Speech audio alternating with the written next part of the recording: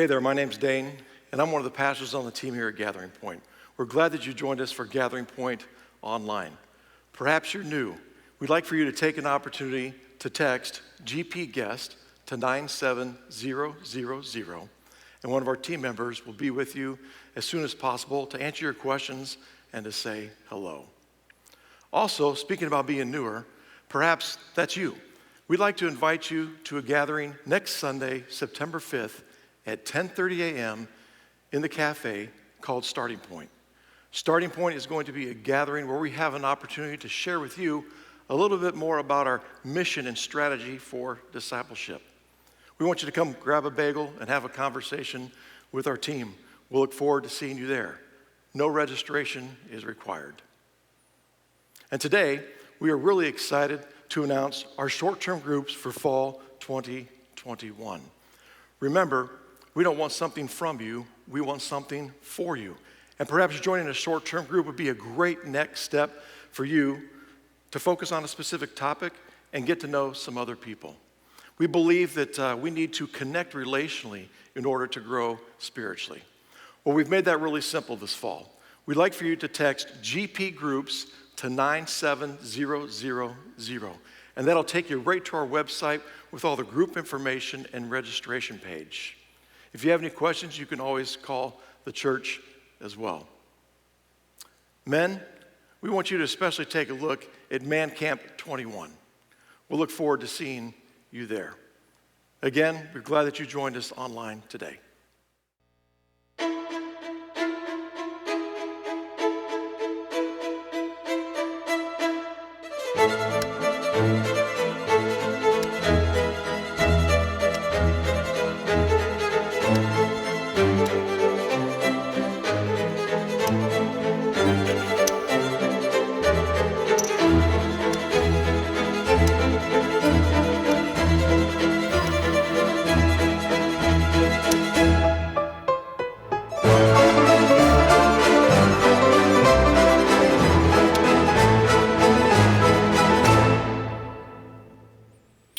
Something about that video that takes me right back to my youth, because when I was younger, I loved playing the game of checkers. If you've been here before, you've heard me speak before, I've shared with you that I grew up right next door to my grandparents. My cousins were right down the street. I was an only child, so we would go to my grandparents' house all the time. And in the summer especially, we loved being outside, and we would play until we couldn't play anymore. And then we would go inside, and we would hang out a little bit because, it was hot, and we wanted to cool down a little bit. And if your grandparents' house was anything like mine, there was a wall or a closet that was just full of board games and card games and all kinds of stuff that you could do. And so we would pull out checkers from time to time, and I would play that with my cousins. And I loved playing that game. I loved the strategy of the game, but there was nothing better than getting to the other side of the board and saying, king me, right? Get that extra checker on top, and then all of a sudden the rules changed. The rules changed, and all the restrictions that you had before were gone, because you could double jump and triple jump, and you could wipe somebody out real fast. I had freedom to play the game that gave me a clear advantage. And when I was the king of that game, it felt really good. But life doesn't always work out that way, does it? Many times I think when we take the lead in our lives, when we put the crown on our own heads, it's freedom that we want. The freedom to do what we want, when we want, where we want. But we usually find out in the end that the freedom that we thought we needed or that we thought we wanted wasn't really the thing that we thought that we needed or wanted. So we've been taking a look at some stories from the Old Testament and some characters who decided to take the crown and put it on their own head, to put themselves on the throne. And the stories that we've taken a look at have been a microcosm of the story of Israel. And maybe more importantly, it's been a microcosm of the story of our own lives as well. There was this cycle that was on repeat. It was on repeat and we see it over and over in the Old Testament, that somebody would be disobedient. They would decide to do their own thing. They would decide that they were going to call the shots, despite what God was saying, despite how God was leading them. And because of their disobedience, disaster would come. And it was an experience that maybe they didn't have to endure themselves, but disobedience always has consequences, right? It always has consequences. And so the result of their disobedience, they would see other nations and they would be like, well, we want to be like those nations. Or they got a king, we want a king. Or, and God's saying, no, listen, I got something better. No, we want to do that thing. And so they would start crying out. They would cry out for help after they would get captured by the same nations that they were trying to bow down to.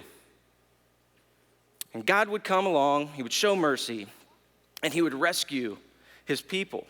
And we see it over and over again in the Old Testament. It's this cycle of disobedience, disaster, and deliverance. Disobedience, disaster, and deliverance. And for 300 years, history kept repeating itself. See, Israel was called to be different. God had set Israel apart, and yet they kept turning away from God. They kept turning to look at other nations around them and what they were. And then ultimately they would be captured by those same nations. And if that doesn't sound like the story of our own lives from time to time, I'm not sure what does. Let's face it. We all want to be in charge, right? Now, I get it. There are many of you in here who go, hey, whoa, like, I have no desire at all to be in charge of my company or my business. Like some of you, you might say, I would do not want the responsibility of being the one who makes the decisions. But I think that we all have said from time to time, hey, I don't want to be in charge, but if I were in charge, like I'd do some things differently around here, right? If I were in charge, like we'd make some changes and they would be good changes.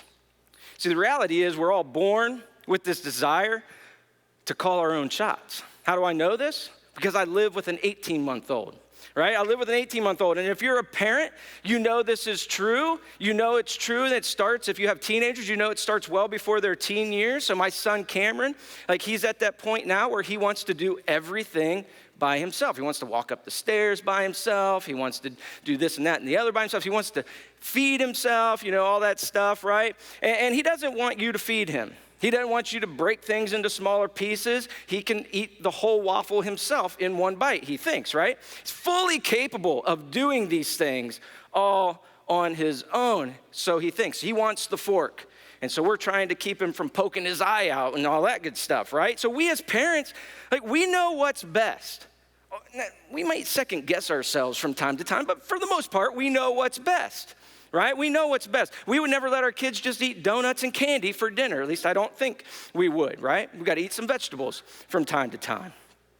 And it just gets a little more complicated when they become teenagers. And I know some of you that just have little kids, you're like, no, they're going to stay young and cute and cuddly forever. And that's just the way it's going to be. I don't want to burst your bubble, but it's coming, all right? It's coming, right? So here's the deal. Here's the deal. Your teenagers were just like you and I were when we were 15, 16, 17 years old, right? We knew everything when we were that age as well. And it took us some time to understand that maybe, just maybe, we didn't know as much as we thought we did in our youth. And so today we're going to take a look at a guy from the book of Judges who was considered to be a hero of our faith. But when we examine his story a little bit closer, we find that this man made some really poor decisions along the way. And his story is, again, a microcosm of the story of Israel and maybe even our own lives. And so today I want to take a look at the story of Samson. He was given an extraordinary gift, only to take the crown, put it on his own head, and start calling his own shots. And so we're going to take a look at a little background at Samson here. And Samson was set apart at birth. And we see that an angel of the Lord visits Samson's mother. And so if you're following along, we'll be in the book of Judges. We're going to start here in chapter 13. We're going to start at verse 3. And so the angel of the Lord says, "You are barren and childless, but you're going to become pregnant and give birth to a son." Then he gives some instructions. "Now see to it that you drink no wine or other fermented drink, and that you do not eat anything unclean. You will become pregnant, and you will have a son whose head is to never be touched by a razor, because the boy is to be a Nazirite, dedicated to God from the womb. He will take the lead in delivering Israel from the hands of the Philistines. So whenever an angel of the Lord shows up and appears to people in the Bible, it's a pretty big deal, especially when they're announcing a birth. We've heard this story before, right? The messenger of God here makes it clear. Hey, Samson is going to be set apart. Samson's going to be different. God has something special for this man. He's going to draw the world's attention to the one true God, Yahweh. And if you notice, in that passage, angel of the Lord gives some instructions to Samson's mother, those of which included she was not to drink wine or any other fermented drink. She was to stay on a strict diet. She wasn't to eat anything that would be considered unclean by the law. And maybe the one we hear most of the time when it comes to Samson, he was never to have his hair cut. And it goes on to say that he will be a Nazirite. Now, being a Nazirite was a vow. It was a vow that said, I'm going to be consecrated. I'm going to be separated to be used by God. And part of that vow, which the angel shared, was no alcohol, no touching anything dead, no haircuts.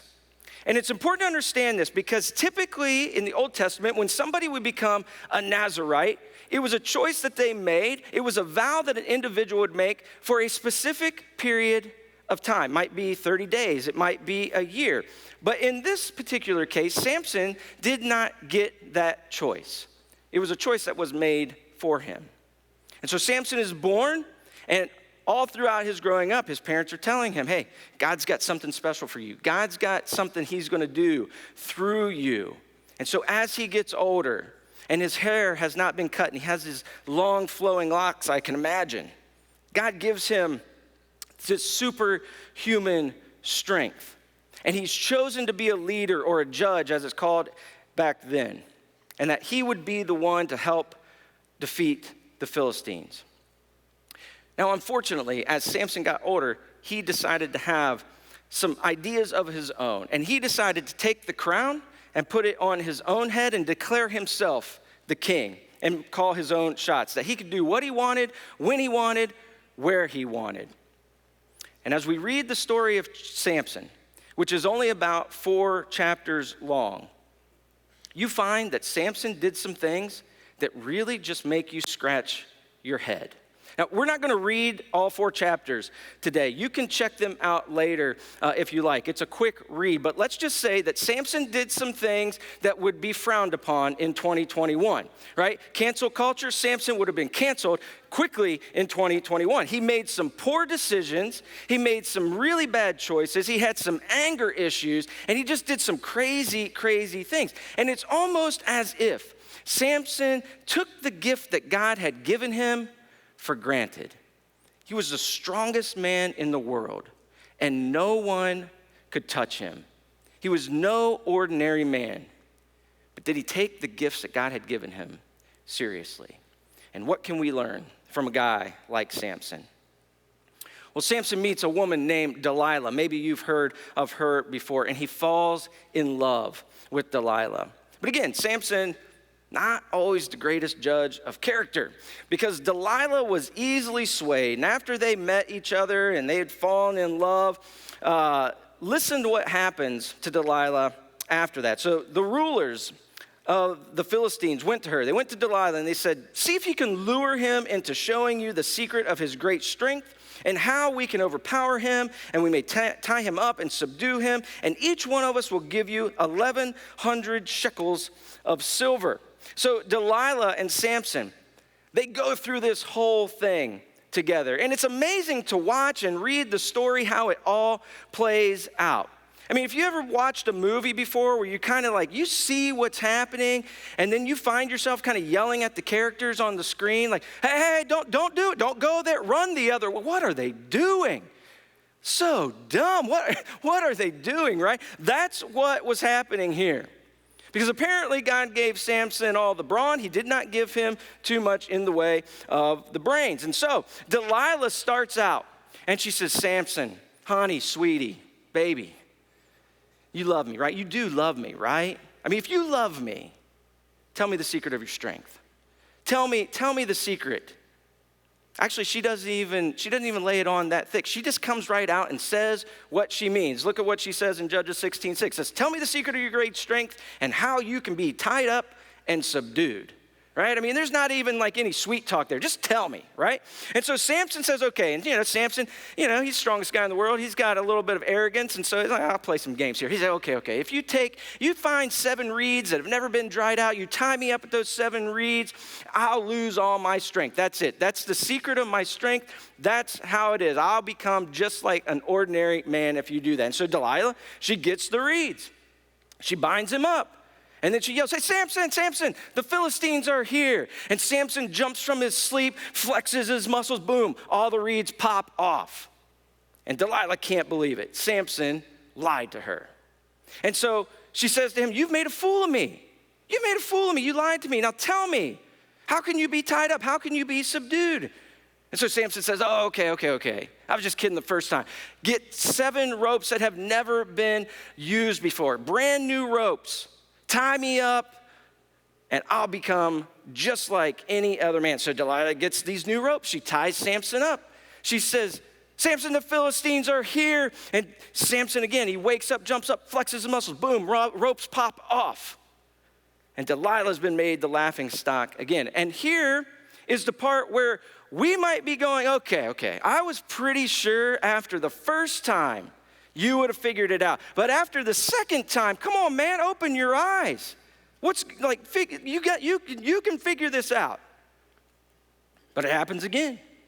And again, Samson tells her something that isn't true. Braid my hair into the fabric of the loom, blah, blah, blah, blah. Samson, the Philistines are here. Again, he jumps up, has all of his strength. And Delilah now really goes for the heartstrings. So listen to what she says.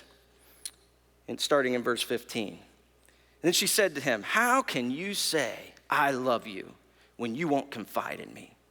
This is the 3rd time you've made a fool of me and haven't told me the secret of your great strength. With such nagging, she prodded him day after day until he was sick to death of it. So he told her everything. No razor has ever been used on my head, he said, because I have been a Nazirite dedicated to God from my mother's womb. If my head were shaved, my strength would leave me, and I would become as weak as any other man. When Delilah saw that he had told her everything, she sent word to the rulers of the Philistines. Come back once more. He's told me everything. So the rulers of the Philistines returned with their silver in hands.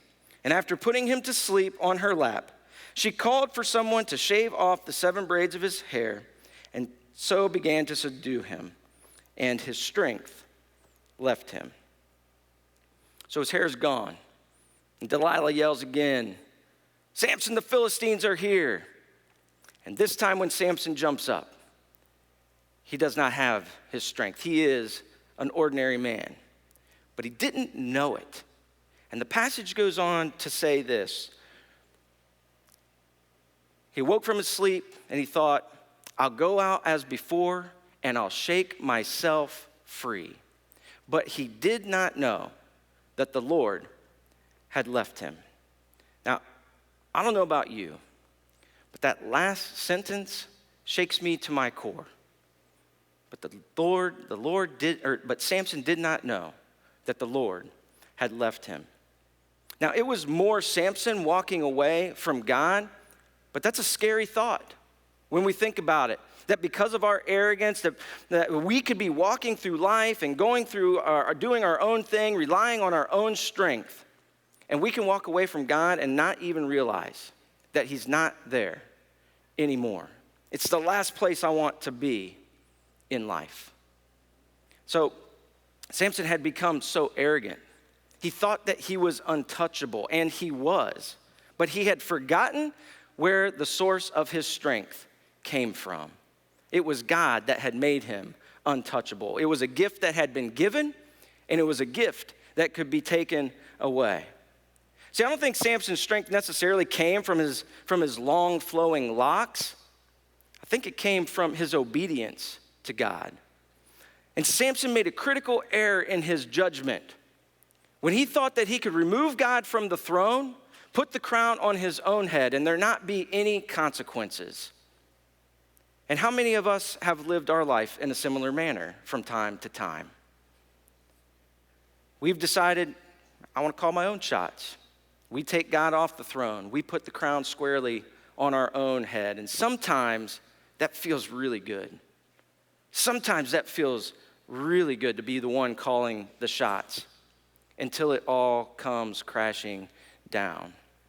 And maybe we buy into the lies that our culture sells us, that we should be king of our own lives, that we deserve to be the ones calling the shots. And when things blow up, we wonder whatever went wrong.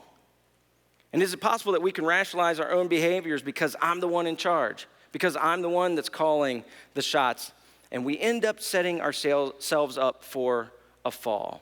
And it can happen quickly, and it can happen before we even ever know what went wrong. Listen to what Proverbs 16:8 says. It says, pride goes before destruction, a haughty spirit before the fall. Now, that may not be language that we use all that much in our world, and so here's a different translation.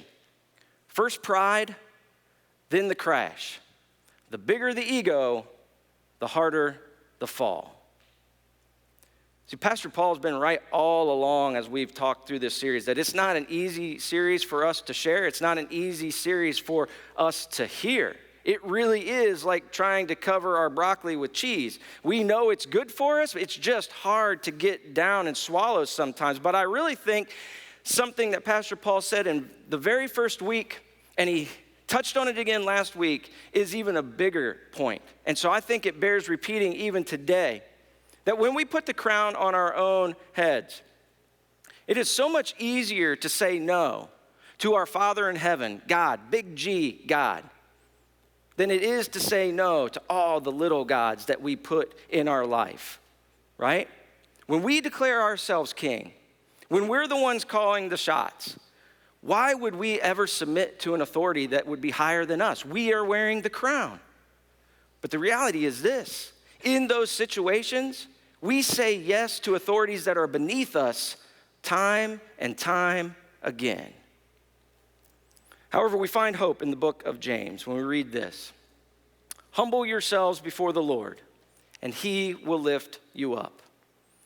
See, if we do not humble ourselves, we will be humbled. And if we learn anything from Samson's story, we got to learn this. If we don't humble ourselves, we will be humbled. So back to Samson's story, he's captured, right? The Philistines capture him. They gouge his eyes out and blind him. He's made to work in the mill, grinding grain. And from time to time, they would bring Samson up and chain him into the pillars in the temple, and they would mock him. This is the strongest man in the world? You serve what God? And in Samson's being humble, he realizes the need for repentance. And so as he's shackled between the pillars, he prays to God to give his strength back so that he can destroy the temple that was erected to a little g God. And in doing so, defeat the Philistines, which was his original purpose to begin with. And God granted him the power to do so in his humbled state. When we choose to take the kingship of our own lives, it never ends well. Sure, things may look good for a little while. Just like Samson's life, he was on top of the world for many years if you read his story. He was untouchable. He could defeat anyone who challenged him. But it became a well of pride in his life and ultimately led to Samson's fall. And so today as we close, maybe we need to examine our own lives and ask this question. Are there any places in my life, are there any places in my heart where I've allowed pride to creep in? Is there anything in our lives where we've made ourselves the king, where we've taken on the attitude, I can do whatever I want, whenever I want, wherever I want, because I'm the one calling the shots? Because pride can come in many forms, right? We puff out our chest and we feel like we're untouchable and nothing can come close to us. And if pride and arrogance becomes part of our lives, the passage in Proverbs tells us clearly a fall is coming and that we will be humbled. But it doesn't have to be that way. We can humble ourselves and submit to the authority of God in our lives. What does that look like, though? What does that look like? How do I practice that in my own life? Well, let me parallel another man from the Old Testament with Samson's life. And maybe somebody that you've heard of before as well. His name was King David. King David was described in the scriptures as a man after God's own heart. He too was chosen to lead by God, just as Samson had been. God was with David. God helped David do some amazing things that didn't seem possible, just as God had done with Samson. Both had great victories for the Lord. Both had missteps along the way. But allow me to take a moment and share with you where the parallels end. Samson was a man who lived life on his own and on his own terms. He did not want or even see the need to have other people have influence in his life. He did not allow others to speak wisdom into his life. And why would he? He was the strongest man in the world. He could do anything he wanted. He was untouchable. He could handle any challenge that was thrown his way. And if you go back and you read the story of Samson later on, like I said, it's only 4 chapters. It's a quick read. You'll see that every poor decision that Samson makes throughout those 4 chapters, he does so without seeking wise counsel from people around him that could have helped him. David, on the other hand, valued community greatly. David, if you read David's story in the scriptures, you see that he's always surrounded by people who have good interests, his brothers, his best friend Jonathan, men that he fought with in battle. In the Psalms, David cries out for community, and God grants it. 2 men, both chosen by God to lead his people, but they were opposites. One valued community, one did not. And how might Samson's story have ended differently had he just invited others in to his life? So maybe as we've been living these last 18 months in this pandemic, maybe some of us here have been living life in isolation.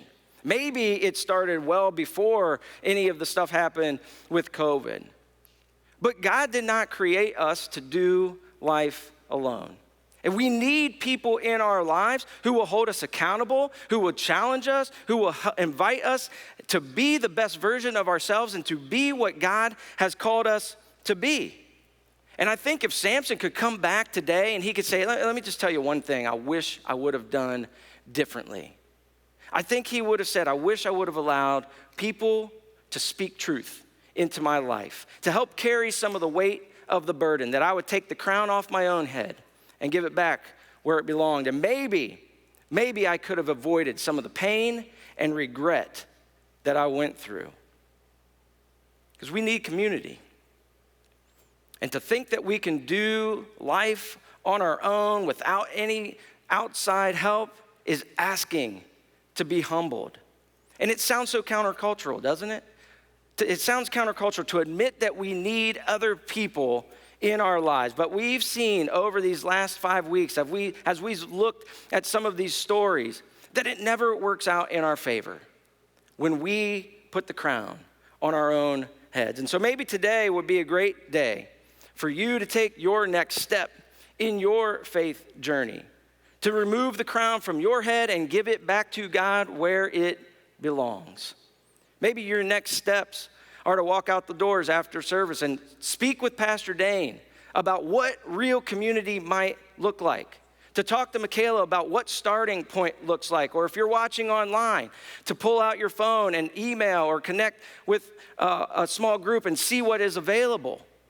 Maybe it's inviting a mentor into your life to speak truth, to speak wisdom, to hold you accountable and to challenge you and encourage you to be everything that God has called you to be.